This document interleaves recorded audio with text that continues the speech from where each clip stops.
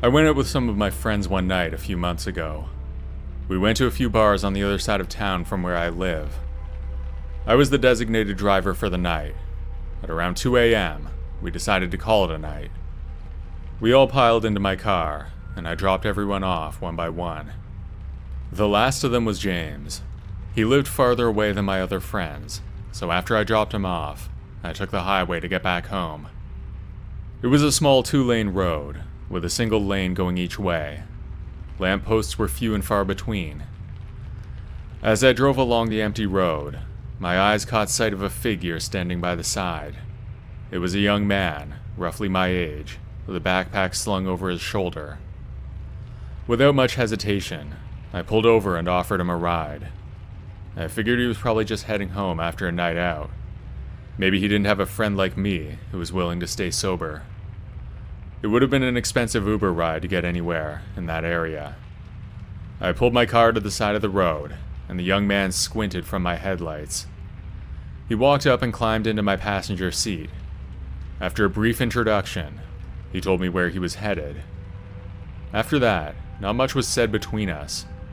I tried to make small talk, but his responses were brief, and his gaze remained fixed on the road. It was an awkward and uncomfortable several minutes between us. After a while, I saw out of the corner of my eye that he reached into his bag. Within seconds, he produced a gun and pointed it directly at me. I swerved and almost crashed the car into a ditch. Once I regained control, I looked over to the guy and saw tears streaming down his face. I didn't know what to think. Part of me thought I could talk him out of it, but I didn't have the guts to try. He screamed at me to stop the car and get out, and that's what I did. As I stepped onto the roadside, I watched helplessly as the stranger sped away in my car. Alone and stranded, I stood there in shock. It was a remote area, and there were no other vehicles in sight. I pulled out my phone, but not surprisingly, there was no service. I had no choice but to start walking. I was hoping to find a ride or something. I realized the irony of the situation. I had picked up a hitchhiker who turned out to be a psycho. Now I was walking down the road, expecting someone else to do the same. I walked for about half an hour. I was still shaken from before, but I was also worried about how I was going to get to work without my car. I know it sounds like a dumb concern, given the circumstances, but that's where my mind went. Finally, I saw a car approaching over the horizon. The distant headlights grew closer, and I frantically waved my arms to flag them down. It was the first car I'd seen in a long time, and I wasn't sure if I'd get another chance. I was starting to think I would have to walk all night. Thankfully, the driver noticed me and pulled over. I explained my ordeal, and he immediately offered to call the police, but he didn't have service either. The driver then offered to call for help as soon as he could. He wouldn't let me into his car, though. I guess he was smarter than me. He drove off, and I stood there waiting. The police arrived within around half an hour, and I gave them all the details I could remember about the hitchhiker and my stolen car. They took me home, and I collapsed onto my bed. I think I slept for an hour or two, but it's hard to remember. The next day, the police informed me that they had apprehended the hitchhiker, and my stolen car had been recovered. Though I was relieved, there's another unsettling twist in this story. The police discovered bloodstains in the car that didn't match the hitchhiker's DNA, and I know it wasn't there before. He must have had somebody else in there, but I don't know who it was or what happened to them. My car was considered evidence for a while after that. I used a rental during that time. Eventually it was returned to me when the police were done with their investigation. The hitchhiker was charged with stealing my car, but we never found out who the blood belonged to, or the circumstances that brought it there. It's a creepy thing to be driving around in that car, not knowing what kind of horror took place there. I may never know what was done with my car that night, but my imagination drives me crazy sometimes when I think about it.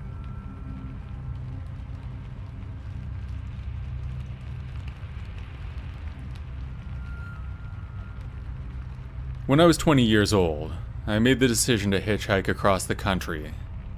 It was a journey that would take me through different landscapes and provide experiences that would shape my perspective on life. I have a few scary stories from that time, but looking back, this is probably the scariest.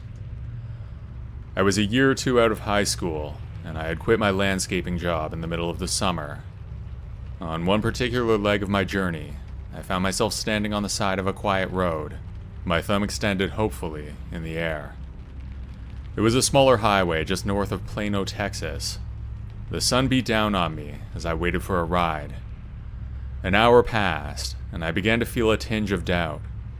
It didn't often take this long for me to find a ride. Just then, an old beat-up car rambled to a halt before me. I approached the vehicle cautiously, assessing the two men sitting in the front seats. They were gruff, weathered guys in their 40s, their faces etched with lines that spoke of hard lives. Without much hesitation, I climbed into the back seat, grateful for the opportunity to continue my journey. I had encountered all kinds of people on my journey, and sometimes the toughest looking are actually really kind at heart. As the car rolled forward, I tried to make conversation, but it was like talking to a brick wall. The men barely said anything. It was awkward, but I was still happy to be out of the sun.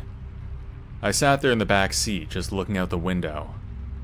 The scent of cigarette smoke and a worn interior filled the car, giving it a distinct odor. The conversation between the men gradually picked up, and I listened intently, hoping to jump in. What began as mundane chit-chat about the weather and road conditions soon turned dark. They began talking about a robbery that they'd committed. I wasn't sure if they were joking, but I was really tense anyway. I didn't know why they would talk about something like that to a stranger. It was not smart, unless they had some kind of a plan for me.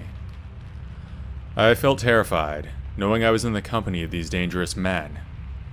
Desperate to blend in and not arouse suspicion, I tried to act cool and like it was no big deal. As the miles stretched on, their conversation continued. They were talking about drugs and robberies like it was no big deal. They were acting like I was not even there. I really wanted to get out. I was concerned that they were going to try to offer me some kind of a job, the kind that you can't refuse. Finally, as luck would have it, a gas station loomed in the distance. Sensing an opportunity, I mustered the courage to speak up. I told the men that I needed to use the bathroom. I was relieved when one of the men said he had to go too. We pulled into the gas station, and the three of us got out of the car. There was a small wooded area nearby, and as we got close, I took off running. I managed to put some distance between us, but when I looked back, I saw that they were both chasing me. I could hear them cursing, and I also heard the words rat and snitch. I knew I couldn't let them catch me, not now. Eventually they gave up chasing me. I stayed hidden in the woods for 20 or 30 minutes, and then I saw that old car drive away as I peeked through the bushes. I took a moment to collect myself, and then I made my way back to the gas station. After an hour or so, I found a ride with a truck driver. He was a decent guy, and he dropped me off at a motel a few hours later. I continued my journey after that, and I didn't stop hitchhiking. Unfortunately, this was not my only scary experience on the road, but that's a story for another day.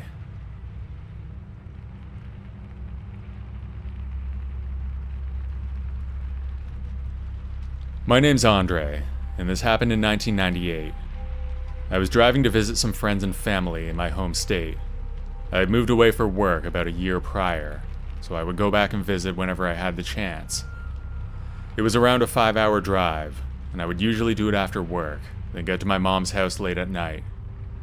Everything was going smoothly for the first couple of hours, but suddenly, smoke started pouring out of my car. I quickly pulled over to the side of the highway. I don't know much about cars, and I didn't have a cell phone. With no other option in sight, I decided to set out on foot in search of a gas station or a call box to get help. As I was walking, the late-day sun hit my eyes head-on. It was around 7 p.m., so I knew it would be dark soon. I was nervous to be stuck out there once the sun went down. Out of nowhere, a car approached me from behind. It was not a busy highway, so that was rare. I stuck out my thumb to ask for a ride.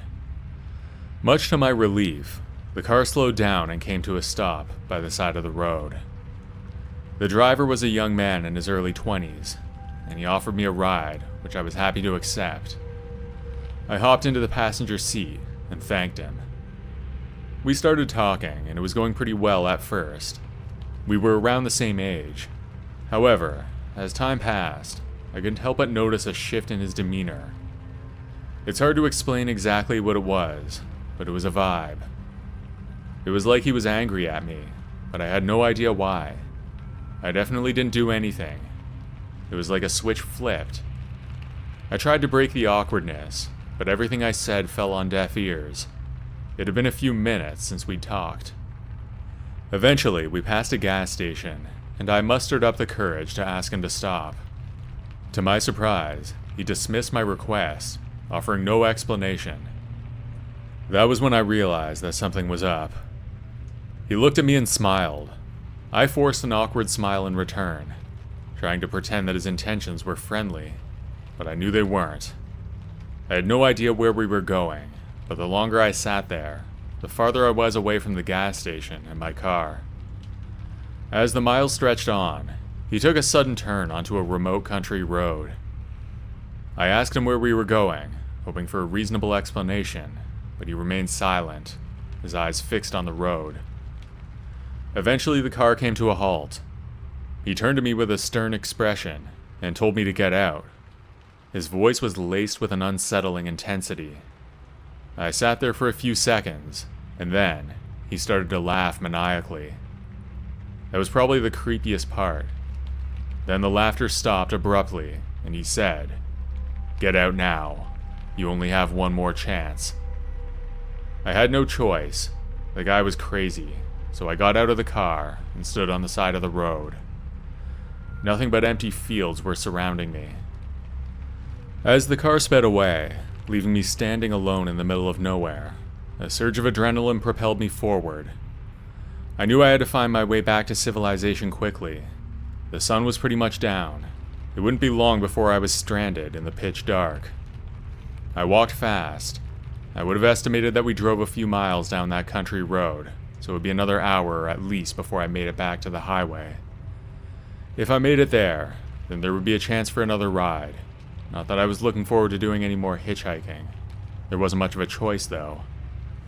When I made it to the highway, it was dark.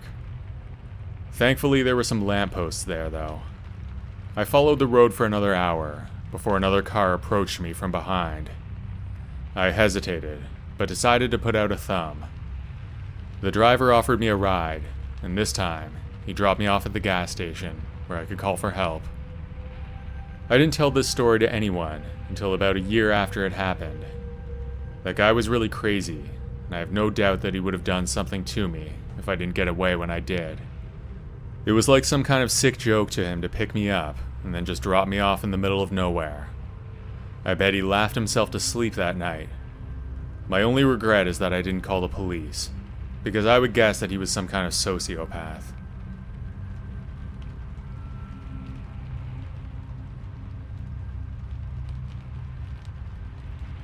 To understand the magnitude of this story, you must know who I am, so here's a little backstory. I was born in 1954, so my formidable years were spent growing up under the influence of the 60s and early 70s in a very small town in upstate Ohio. When I say small, I mean one light at Broadway in Maine. There were about 40 businesses in the center of town. The drugstore soda shop was right on one of those corners. There was also a hardware store, a small grocery store, Ben Franklin's, a gas station, and a barber shop. We had Baptist, Methodist, Lutheran, and Catholic churches, and most everyone went to one of them weekly. We also had a library, a post office, and a jail. The jail was set up so you could easily sneak right past the cop at the desk 9 times out of 10. You could go in and see if anyone was in the jail. If there was, we would run errands for them, go get cigarettes or whatever. We never bothered to ask why they were in there. I was a curious, free-spirited, and completely wild, innocent child. A little bit later came the assassination of JFK, the civil rights movement, the Vietnam protests, and the hippie revolution, which I joined, becoming one of the earliest hippies. Hitchhiking was commonplace in those years, so I did a lot of it. For a little over 3 years, I made many trips all over the United States and Canada, much to the dismay of my mother. Sometimes I took friends, sometimes I went alone, always with no money, no clothes, and no worries. Many people tried to warn me of the dangers, but being very young and naive, and feeling quite invincible, I ignored all of their well-meaning advice. This wasn't my first trip, nor was it my last, but it was my most memorable, and you'll understand the gravity of the very close call it was. In June 1969, I was 14, and I was spending the night with my friend Dina, who lived in a neighboring town. I talked her into coming with me to San Francisco. She just happened to have a brother living out there, and she had not seen him in a while, so we headed out across the cow pasture to the highway and stuck out our thumbs. It never took long to get a ride, as you can probably imagine. We received many rides. A band's tour bus picked us up on their way to a gig in Chicago, but we didn't want to make that big of a detour, so we passed. I can't remember what the band was. I remember another ride when we got into a Cadillac with 4 black men and went to a party in the black part of Columbus, Ohio. We were the only white people at this party, and let me tell you, we had a blast.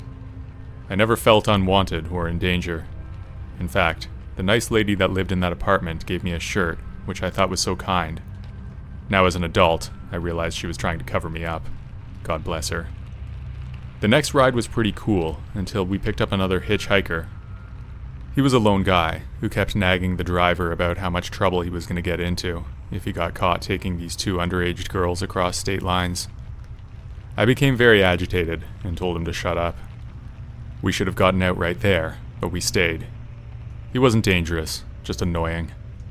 The driver stopped for gas in Iowa, and Dina and I went to the restroom to freshen up.